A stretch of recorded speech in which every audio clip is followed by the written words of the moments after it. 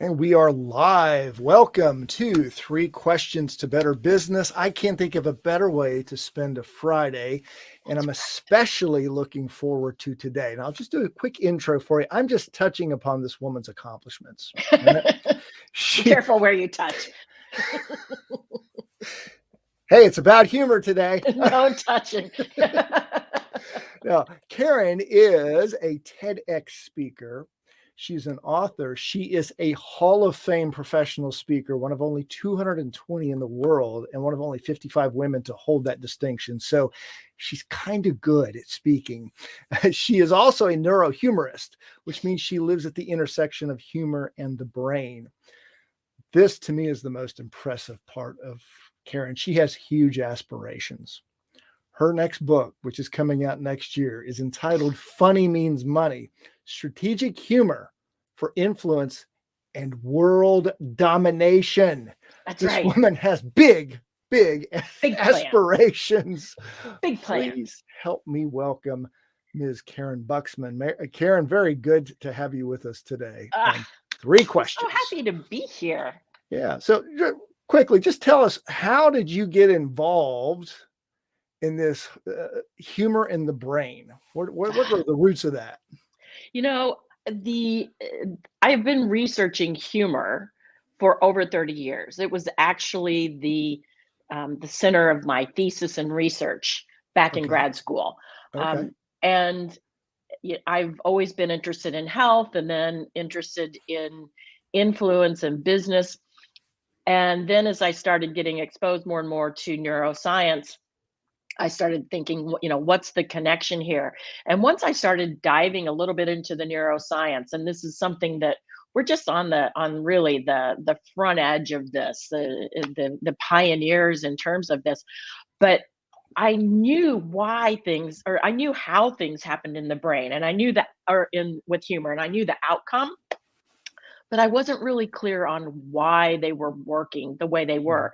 But once I really started diving deeper into the brain, I was like, boom, it all just started making sense. It's like dominoes just tipping over. And so I'm just more excited about this field now than I have ever been excited in my life. And that's saying a lot because I've been here a long time.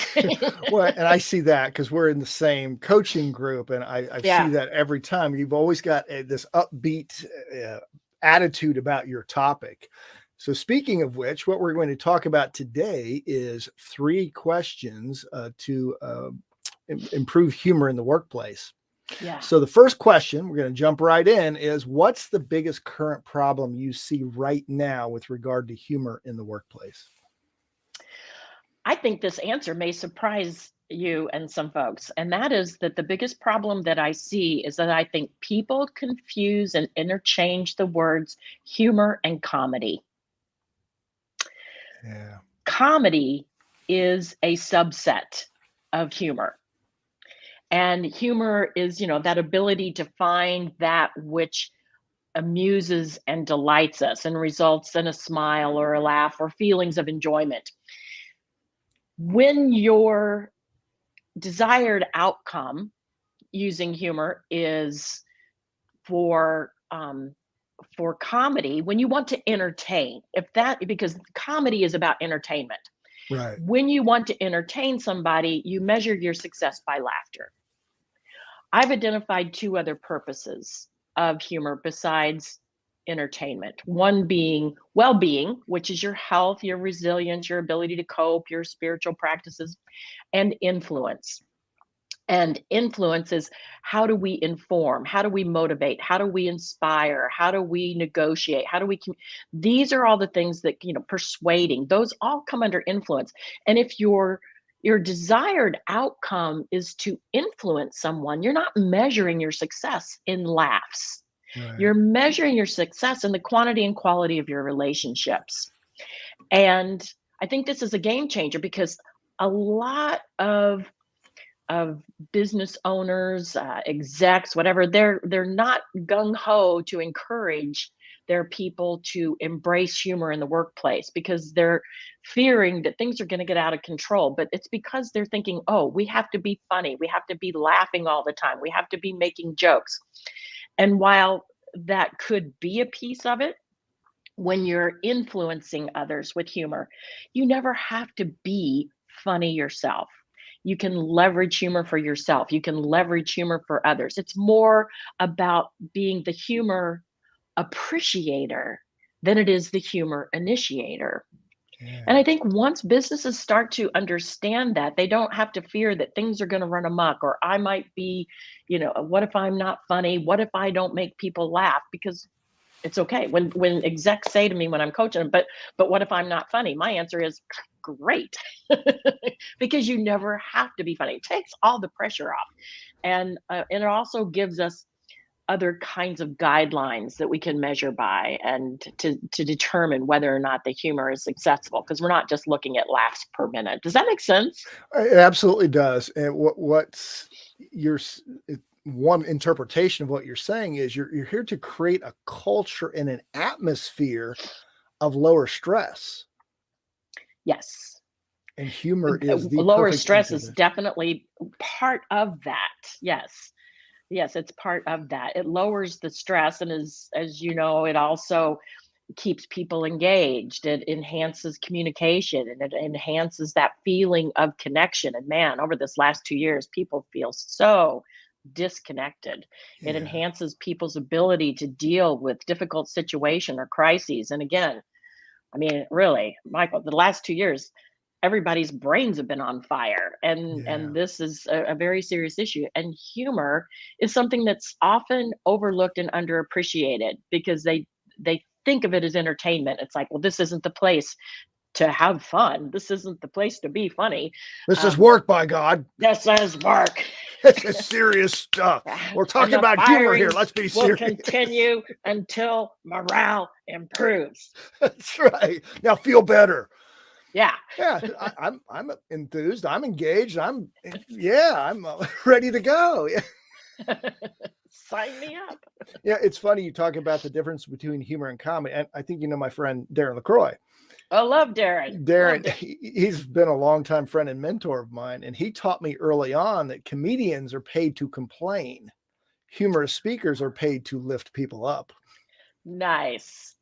Nice. Yeah, it really, language was invented for us to communicate, but humor was invented so that we could complain.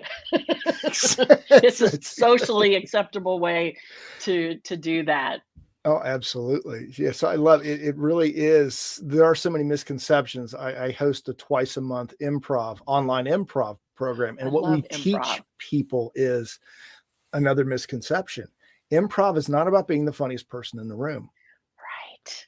In fact, Improv isn't necessarily even about being funny, period. Now true. we tend to connect those because that's really the most fun. Mhm. But as you and I know, just learning that skill, and even if it is connected to humor, it teaches us that nimbleness in our brains, and which increases our ability to problem solve.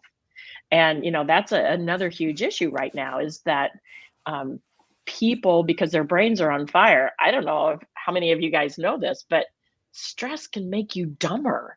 Stress can lower your IQ by about 10 IQ points. It's like, I don't know about the rest of you. I don't got that many to spare. That's right. And I know our friend Bill Stanton talks a lot about, who's going to be a guest later. He talks about creativity and innovation, and Yeah, that kills creativity and innovation, right? it does. It does. And really, I mean, I love Bill. He and I riff all the time, and he and I have helped one another with some outrageous ideas for audiences. But humor is about connecting the disconnected dots. I mean, that's really what humor is about. And so when you are able to connect those disconnected dots, that is basically what creativity is. But once we connect those disconnected dots, this is an interesting piece, at least for me. So hang on, buckle your seatbelt. I call this the cognitive capacity cascade because this is the most important asset, particularly for executives, is their cognitive capacity. How much of their intelligence can they access at any given time? And when they're using humor, they are connecting these disconnected dots, which then creates a neural link. And the more you do it, the more that link strengthens. And when they have that link, it's increasing the number of synapses. It's increasing their cognitive capacity, which in turn enables them to do more problem solving and to see further into the future, which is really the strength of an executive, particularly CEOs, to be able to vision what the future is going to be. And so humor is this wonderful way of weaving together the creativity and the problem solving, which improv is such a really great piece of that. Again, just like comedy is a subset of humor, improv can be a subset of humor as well. And it seems like improv is becoming a very popular topic in the business world right now. I think so, and Yeah. and rightly so. I think that really, if people followed just two rules of improv, the world would be in peace. It would be a better place if people just learned to not push against and say yes and if everybody quit trying to be the center of attention and focused on the rest of their team lifting them up. What else do you need, That's really? it. Oh, life would be a lot better right now. The only thing you would need is a neurohumorist. That's right. I know one. I'll introduce you. Thank you. Thank you. All right, let's look at our second question, which is how can humor, and you really touched upon this, but we'll go a little Yeah. deeper. How can humor make an organization more productive? Yes, and so we did touch on that a little bit, but let me go deeper here, Sure. because one of the things that happens when our brains are on fire, and this is happening a lot in the workplace right now, and for months and months and months and months and months and months and months. And when that happens, as I mentioned, our prefrontal cortex can become hijacked. And this lowers our ability to think. It lowers our ability to problem solve. It puts us in a defensive mode. It puts us in a mode of resistance. And and it also puts us in a mode where we don't want to connect with others. We Mhm. isolate. And so if you've got that going on in your office, how would you ever get anything done? And so by adding humor in a constructive, positive way, it increases the connection and engagement. Now you've got better teamwork going on. Now people are communicating back and forth and being more effective in their communications, their ability to problem solve. So now they are coming up with creative solutions, and now they are recognizing issues and problems that maybe they would have overlooked before because they're so stressed out or their brains are hijacked. In sales, it's interesting because, well, and leadership as well, when people have had their frontal cortex, when we've pulled away from that, people don't really hear what's being communicated to them. They think they hear, they Yeah. may want to hear, but they literally don't have access to the parts of their brain that they need to really embrace and get that information. So you're trying to make a sale, somebody's worried about something, whether that's their money, their health, or whatever, and you may be offering them something that is the next best thing to the cure for cancer, and they may not recognize it because they haven't been able to actually accept, embrace, digest the information that you're giving them.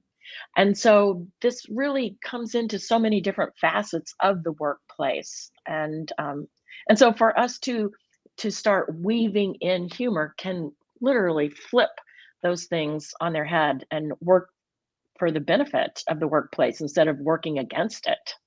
I love that, Karen. It reminds me of and I don't know, it's one of your fellow Hall of Fame speakers, but he was many years ago. I heard him on tape say, you got to get them laughing and then hit them with your best stuff.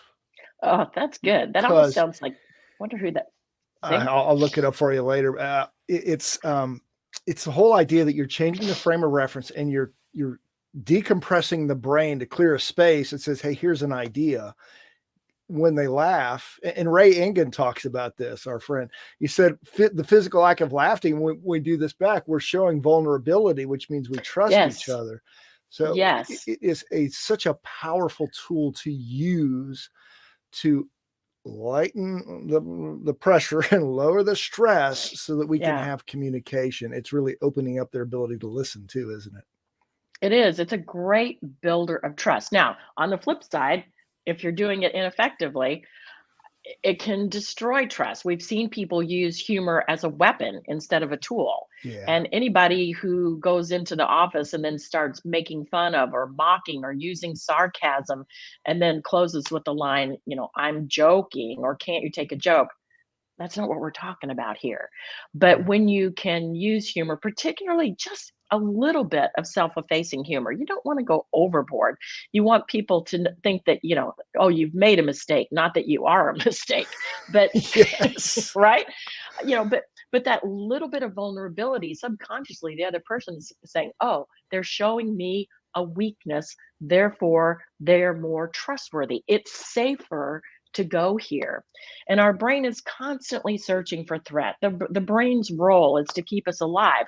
And when you can show the brain, here's something that isn't a threat, here's something that is showing a sense of trust, people are going to lean in now instead of leaning away. Yeah, I love those points, and it makes me think of Donald Miller, who wrote Build a Story Brand. His basic premise in his book was, look, the human brain has two functions: survival and conserving calories. And Uh, along those lines, a humor doesn't take any effort. You're not right, burning calories unless you're creating a convoluted joke or right, story, and then nobody's laughing anyway. They're like, "What in the right, heck is right. this about?" But humor, it doesn't cost any calories. Laughter's very inexpensive, and to your point, it opens the brain back up.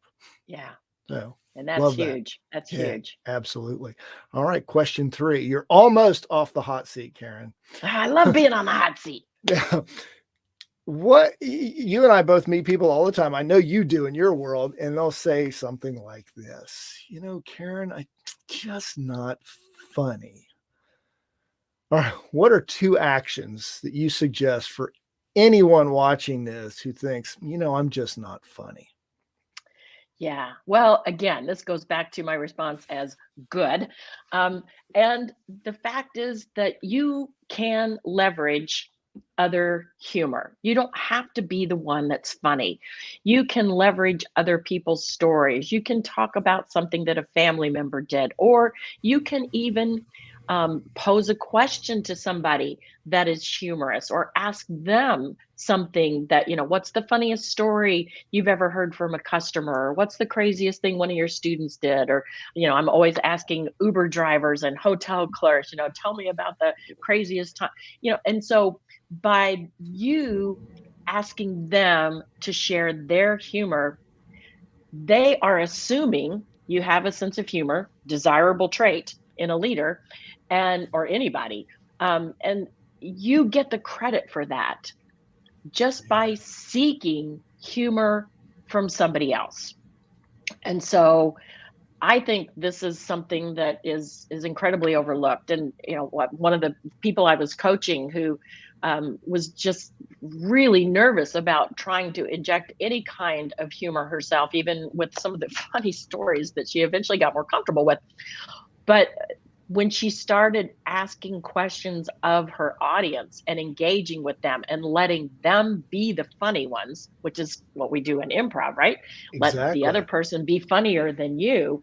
Her ratings just went up tremendously because people saw her as more likable, as having a sense of humor, as engaging others. So that's one. I think that another issue that I see with people who aren't funny is, and this happens a lot. This really was surprising to me when I started coaching one-on-one with high performers, because so many of them said, I want to be funny. I want to be funny spontaneously. And what I came to recognize was they were already funny. They didn't recognize it. Quite frankly, some of them wouldn't recognize something funny if it got up and wiggled in their face. And so a lot of what this is about is rewiring your brain to become a more of a humor appreciator, Mhm. so that you start recognizing the humor that is abundant around you. It's not gone. It's just, are you able to see it, hear it, experience it? And as you do that, then you'll also start seeing where are the openings, where are the opportunities for humor to be injected. Because, that's what I've also seen is that a lot of times people don't recognize, well, where can I put this in, or where does this fit? Because you don't just want to be like 10 minutes into a presentation and think, oh my God, I forgot to say something funny. Why did the chicken cross the road? And the audience is Yeah. like, what? Where did that come from? Huh? Yeah. And I'm going to add a third, or 2.5. That's Sure. a Jeffrey Gitomer. 2.5, become a student of humor. This is a very new and growing field, the field of applied humor. There's lots of resources out there. You and I have so many friends who are in this industry and can help Yeah. people. There is a nonprofit. I have no financial link with them, but the Association for Applied and Therapeutic Humor is also a great resource. There's wonderful books out there. There's podcasts. I would love to visit with anybody who wants to think about taking humor to the next step, but to intentionally and consistently start adding humor or learning about humor every day and build that muscle, because humor is a skill. We're born to laugh and smile. Babies who are blind and deaf still laugh and smile. I think over time we get it socialized out of us. But if you had it, you can get it back. If you have a healthy brain, you can get it back. I And love so that, Karen. There's so that's much. what I have to say. Yeah, there's so much in there. I remember when my first audience was my mother. I still to this day love to make my mother laugh. When I was Yes. 14, I thought I need to expand my audience. I was listening to a comedian who said, if you want to be and think funny, surround yourself with humor. He was saying, Right? create the humor habit, which was the perfect reason that I would read Mad Magazine in class Yes. as a Yes. kid, or whatever Cracked magazine, and listening to Steve Martin and George Carlin in the 70s and prior. I made it a habit. And I noticed Yes. with improv, it just upped the game. Yeah.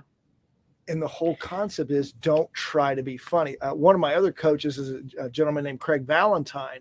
And Craig said, don't Yeah. insert humor, uncover it. Oh, that's nice. That's really nice. And like I said, it's there. It's just that you haven't wired your brain to uncover it, to see it, to experience it. I have one of the coaching clients that I had recently.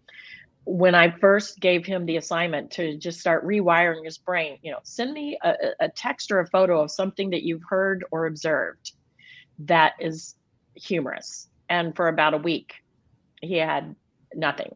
And Mhm. then he came up with something that his daughter had said, and that was funny. And then he built upon that and built upon that. And over time, she the coaching client and her daughter, actually, they both became very funny together.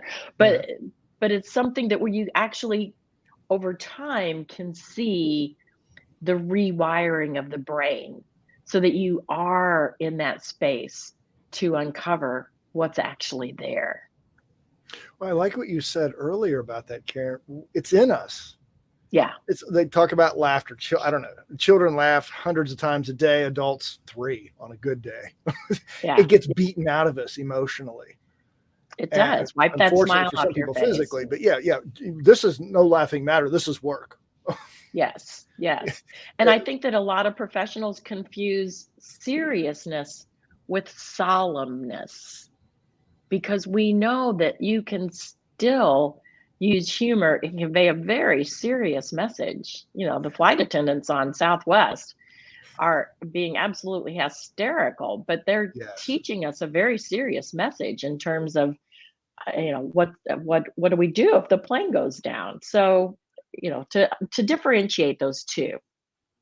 That's one of the best examples I can think of because, yeah, in a serious, rare but serious situation, you're going to be more in tune with what they just said, and it's Hmm. why Southwest flight attendants get applause, Yes. whereas everyone else gets snores. Yeah. Yeah. Yeah. Listen, Absolutely. I could talk with you literally for hours about this, but I know you've got a busy day. I appreciate your wisdom, but what I've done here is post it, and I'm going to put this under the video. We always post the video on Saturday. If people Nice. want to get in touch with you, specifically any questions, info@KarynBuxman.com. And what can they find on your website? What goodies? There's all sorts of goodies, prizes of unspeakable value. One of the But go ahead and things that speak of them anyway. yeah, I was like, "Thank you." But, one of the things that I mentioned, I've identified 10 habits of high performers in the use of humor. And so I created an infographic. If anybody wants to download that, number 10 is become a student of humor. But the others are ones that you're not going to want to miss, including things like how to see funny and manipulating your environment and managing risks, et cetera, et cetera. So if they go to humorhabits.com, that'll forward them over to that's easier than remembering a long page on my website, but humorhabits.com. They can download that infographic and by all means reach out to me on LinkedIn or via email and let me know how I can be a resource for you because I am so passionate about helping people integrate this into their personal and professional lives. Well, that's one of the things I love about knowing you, Karyn. You are so authentic about this topic. Gosh knows we need more people who look at the world through funnier or more humorous eyes Right. today than any time Through in my life. Groucho glasses. Yes. Whatever it is. So, all right. Before we go, just next week, coming soon, as I like to call it, to a live stream near you, I will be interviewing a young man named Talal Gandal. He is a human connector. He absolutely loves to create connections, and he'll teach you how to do that Nice. even better yourself. So again, Karyn Buxman, I appreciate you. I appreciate your approach to life and what you're doing to help others think and be funnier. Have a great rest of Yes. your day. You as well. Such a pleasure. Let's do it again. Yes.